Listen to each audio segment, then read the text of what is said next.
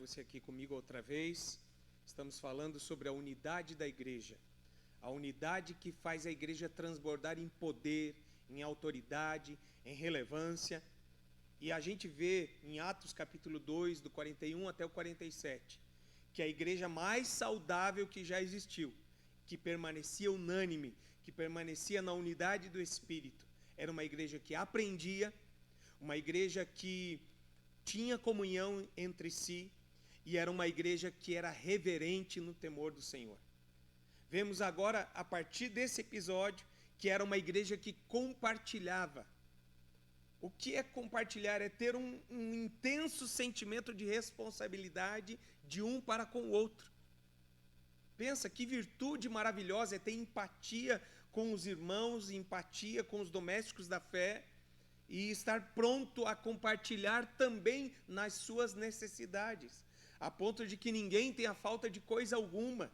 Eu sei que muitas vezes estará além, a necessidade do nosso irmão estará além das nossas forças, mas naquilo que temos força, temos por obrigação ajudar uns aos outros, compartilhar com os santos nas suas necessidades. Esta era uma igreja que compartilhava, então, aquele que era mais pobre não tinha falta, e aquele que era rico tinha prazer em compartilhar, em repartir.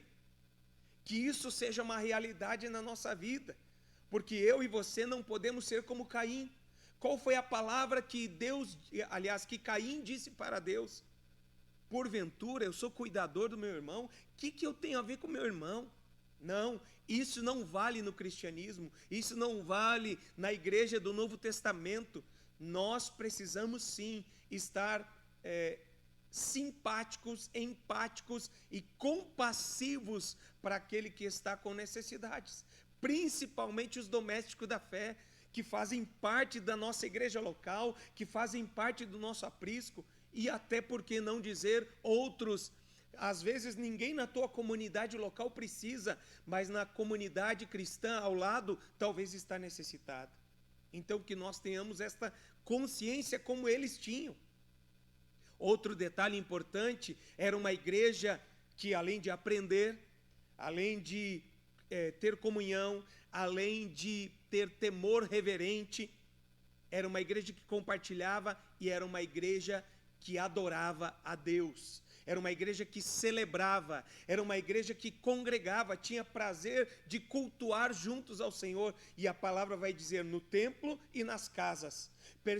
Perseveravam no partir do pão, ou seja, tinham prazer de repartir o pão do dia a dia e o pão aonde o corpo de Cristo é celebrado. Ceavam juntos, tinham prazer de sentar à mesa juntos, de congregar uns com os outros. Tinham prazer um na vida do outro e de juntos buscarem a Deus, clamar a Deus. Quando nós nos reunimos apenas para bater papo furado, ou também para orarmos, para buscarmos a Deus, para mesmo nas casas, fazermos um tempo de adoração e invocação do Senhor, e o Espírito Santo inundar aquele ambiente.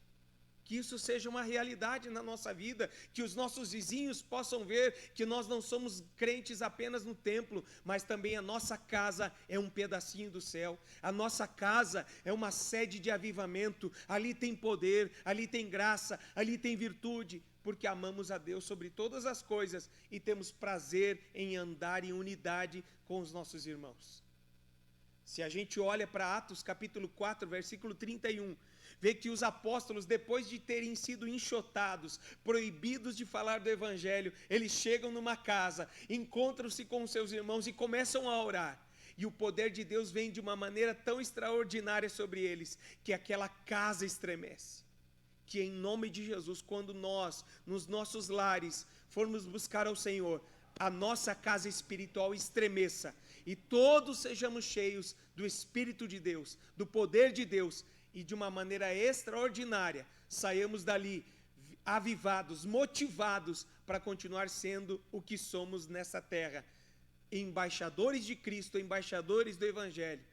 E isso faça de nós uma igreja atraente, uma igreja atrativa. Aquela igreja não era formada por pessoas carrancudas, não. Aquela igreja era formada por pessoas que amavam a Deus e não tinham sal de mais nem sal de menos. Eram agradáveis àqueles que não conheciam o Evangelho ainda.